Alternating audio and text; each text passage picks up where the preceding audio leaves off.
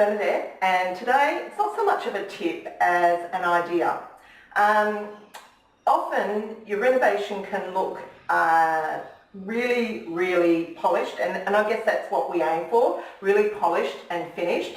And sometimes it's nice to bring in some texture and rusticness to, have that little unique touch.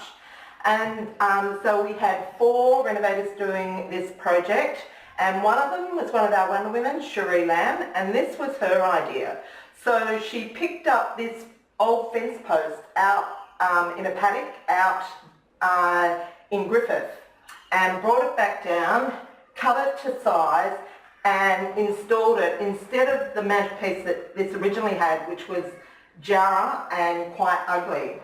And the great thing about it is the natural silverness or silvery wood or timber really works with the grey wall and the rest of the aesthetic of the property, and it's just something that you won't see in any other renovation, so it gives it a uniqueness. So thinking outside the square to add some personal touches to your reno.